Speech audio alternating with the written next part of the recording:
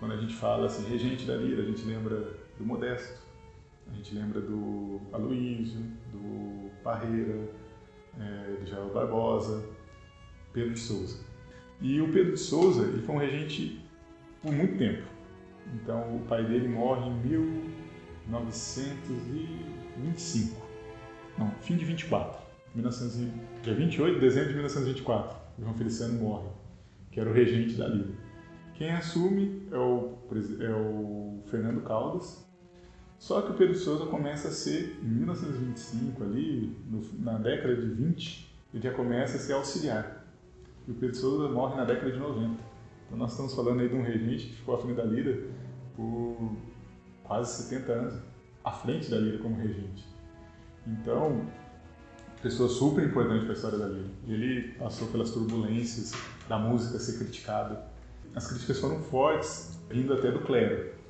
Sim, a gente tem um comentário do Pedro de Souza. Teve uma missão aqui em São João del Rei. Vai me falhar a memória de qual ordem religiosa era.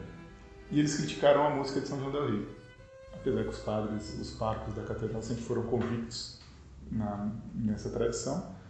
Isso foi na década de 50, década de 60. Era o padre Almir, o pároco antes do padre Paiva. Ele era o pároco da catedral. E teve esse zum da crítica à música sacra. Daí diz que o Pedro de Souza, numa reunião com os músicos, levantou e falou assim: olha, se nos proibirem de fazer a música nos coros das nossas igrejas, nós vamos para a nossa sede, faremos a música na nossa sede. A nossa tradição não vai acabar. Então, é pessoa de convicção.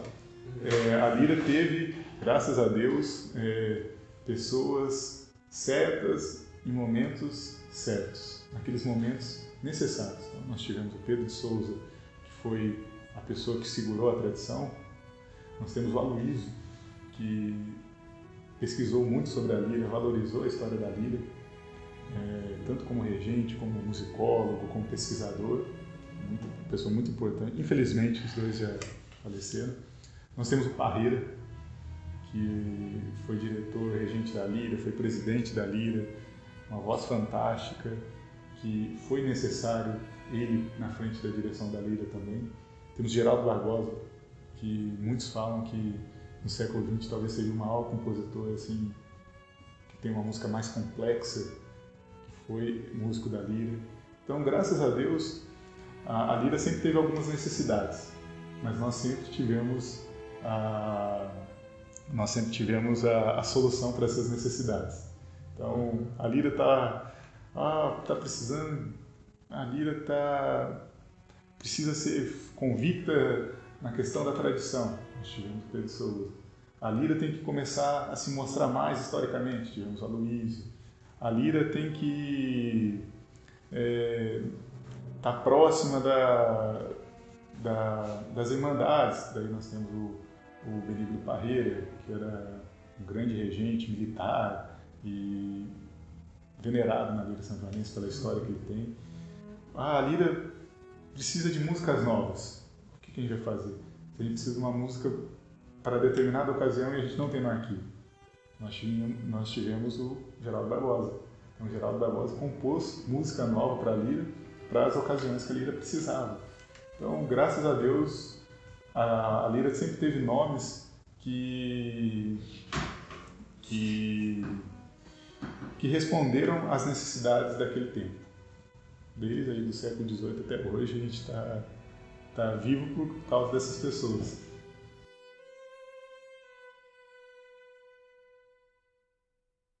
A lira, ela tem em torno aí de uns 80, 90 músicos. O que acontece? Como falei, os músicos não recebem, então tem também a questão pessoal do músico. Às vezes o músico tem família, mas ele contribui com a lira na possibilidade que ele pode. Então, é muito raro a gente ter esses 80 músicos juntos num compromisso. Mas a gente tem aí esses músicos que sempre estão ajudando. Como que é a divisão desses músicos? Nós temos os instrumentos de corda, aí nós temos violino, violoncelo, contrabaixo, viola.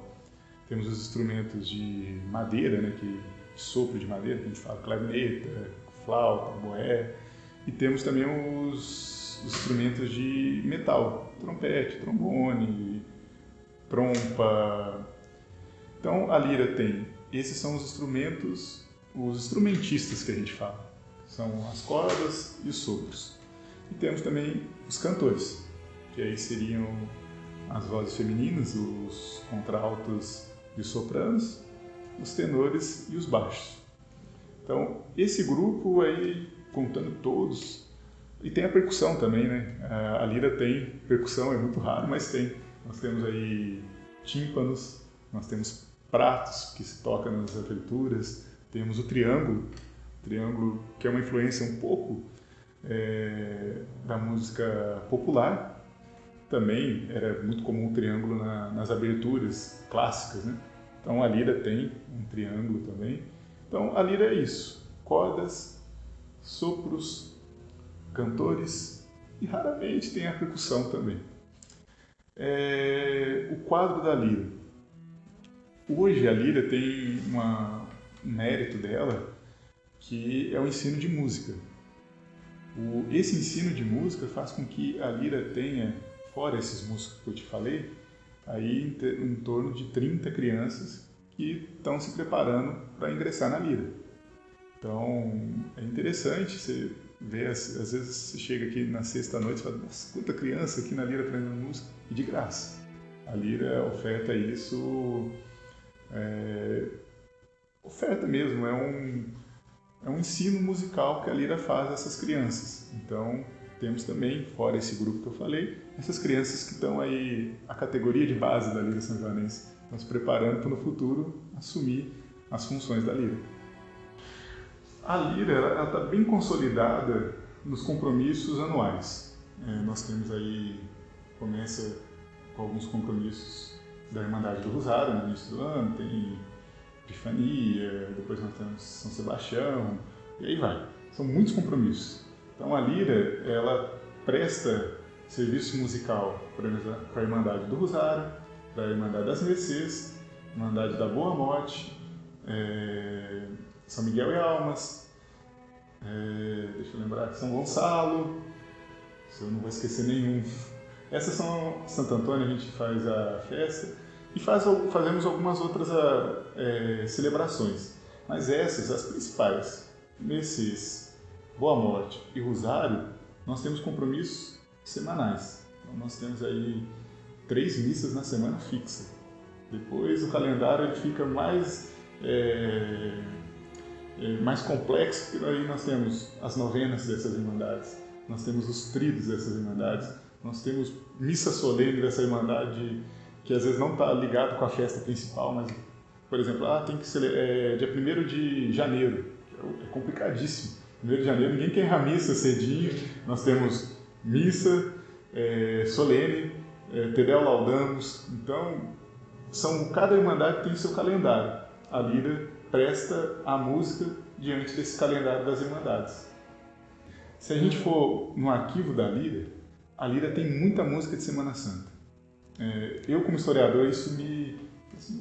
tanta música de Semana Santa. E nós temos músicas antes do Padre Maria. Então, o que se tocava antes do Padre Maria? Nós temos aí cópias do Jerônimo, nós temos do Castro do Lobo, temos do Emerico, o Lobo de Mesquita, né? Então, a lira tem essa música que, da primeira metade do século XIX, do fim do XVIII, tem no arquivo. Mas nós ainda não conseguimos saber se a lira fazia essa Semana Santa, se fazia Semana Santa em outro lugar. A partir de 1860, a gente começa a ver a lira fazendo Semana Santa em outros lugares. A lira já fez Semana Santa em Resende Costa, a lira já fez Semana Santa em Ouro Preto, a lira já fez Semana Santa em São João Nepomuceno e outros lugares. Então, a lira, como o calendário, a Irmandade Santista tem um compromisso com a Ribeiro Bastos, a lira fazia Semana Santa fora também de São João del Rei. Esse ano, por exemplo, a gente está cheio de compromissos na Semana Santa, tanto litúrgicos, alguns compromissos artísticos. Então, a Lira não para na Semana Santa. A Lira sempre está trabalhando, sempre está fazendo música. A maior parceria e a mais antiga da Lira é a relação com as Irmandades. A Lira, aí, a gente pode falar, são parcerias com mais de 200 anos. Né?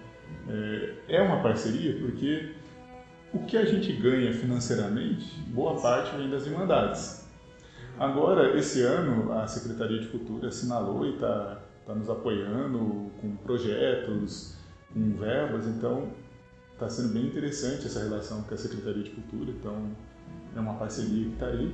E a Lira também está disposta a parcerias com empresas privadas, tudo que respeite a tradição da Lira e que possa agregar à Lira um valor, seja algo que a gente possa destinar às aulas das crianças que nós temos aqui, a uma compra de um instrumento, a conservação do prédio ou então do arquivo, é válido, desde que seja dentro das diretrizes da Lira, né? Seja ou algo litúrgico ou então um concerto artístico, algo assim. Então, parcerias a Lira está aberta. Atualmente nós temos com as Irmandades e com a Secretaria de Cultura. Se a gente parar para pensar que, como eu falei, hoje ninguém recebe nada, aqui na Lira tudo é tudo voluntário, é uma pergunta complexa a sua pergunta, porque é por amor, fazemos isso por amor, porque gostamos, mas é uma dedicação muito grande. Eu não estou falando só da dedicação de uma diretoria, mas da dedicação de um músico, que tem que, às vezes, não participar de um almoço de família porque tem que fazer uma missa com a Lira São Joanense. Então, move muitas esferas. Tem a esfera que a gente fala, a Lira é uma família. Então, eu posso não estar com a minha família de sangue hoje aqui, por algum motivo, mas eu estou com a minha família Lira São Joanense, que é uma pessoa que importa com você, uma pessoa que você faltou, por exemplo, numa missa, alguém te pergunta, você estava bem? Não te vi na missa? Então, esse vínculo afetivo entre os músicos, a paixão de saber que a Lira tem que continuar, porque a Lira mantém uma tradição, a Lira mantém uma questão histórica e cultural para o Brasil. Então, são muitas coisas que movem essa dedicação do músico. Mas eu acredito que o amor pela instituição, o convívio que os músicos têm entre si e também a responsabilidade de conservar a tradição são os motores que fazem a gente vir aqui limpar a sede, fazem a gente vir aqui ensaiar, copiar música nova. Eu acho que é isso que move a Lira São Joanense.